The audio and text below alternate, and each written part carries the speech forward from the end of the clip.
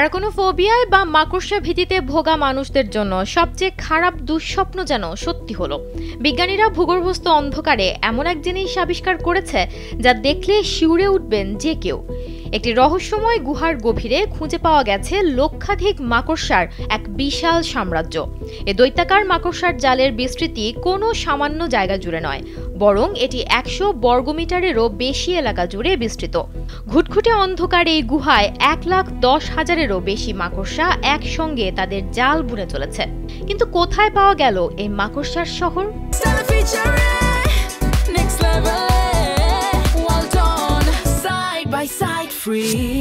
এ যেন আক্ষরিক অর্থেই পৃথিবীর ওয়াইড ওয়েব।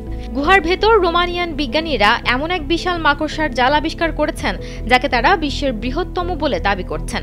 একই সঙ্গে এই বিপুল সংখ্যক মাকড়সার উপস্থিতি নিঃসন্দেহে অনেকের কাছে দুঃস্বপ্নের মতো মনে হতেও পারে, কিন্তু গবেষক দলটি এই আবিষ্কারে বিস্ময় ও মুগ্ধতা প্রকাশ করেছেন।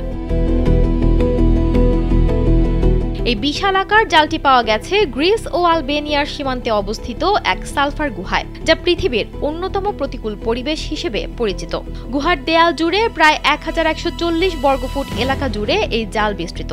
জীববিজ্ঞানী ইস্তভান উরাকের নেতৃত্বে কয়েকজন গবেষক ১৭ অক্টোবর প্রকাশিত এক গবেষণাপত্রে সালফার কেভ নামের একটি গুহায় মাকড়সার বিশাল এই আস্তানা নিয়ে অবিশ্বাস্য অনুসন্ধানের বিস্তারিত তুলে ধরেছেন। গবেষণাপত্র অনুযায়ী গুহার ভেতরের ছবিগুলোতে দেখা যায় মাকড়সার ঘন জাল গুহার দেয়াল ও ছাদ ঢেকে ফেলেছে। গবেষকদের মতে এই গুহায় দুটি স্বতন্ত্র প্রজাতি একই জালের মধ্যে একই সাথে অবস্থান করছে। গুহার ভেতরে যে বিশাল জালটি তৈরি হয়েছে তা প্রধানত প্রায় ৬৯,০০০ সাধারণ ও নিরীহ বার্ন ফানেল উইভার আর প্রায় ৪২,০০০ প্রিনেরিগন ভেগান্স বা বামন উইভার দিয়ে তৈরি হয়েছে। আশ্চর্যজনক তথ্য হলো, ফানেল উইভারদের সাধারণত বামন উইভারদের শিকার করার কথা, কিন্তু গবেষকরা বিশ্বাস করেন গুহার সীমিত আলো এবং খাবারের প্রাচুর্য তাদের মধ্যে এই সহনশীল বা বন্ধুত্বপূর্ণ প্রকৃতির জন্ম দিয়েছে। বিজ্ঞানীরা এই মাকড়সার সাম্রাজ্যের টিকে থাকার জন্য গুহার ইকোসিস্টেম বিশ্লেষণ করেছেন। অবাক করা বিষয় হলো, এই বিশাল প্রাণীর দল বেঁচে আছে এক অত্যন্ত সরল উপায়ে।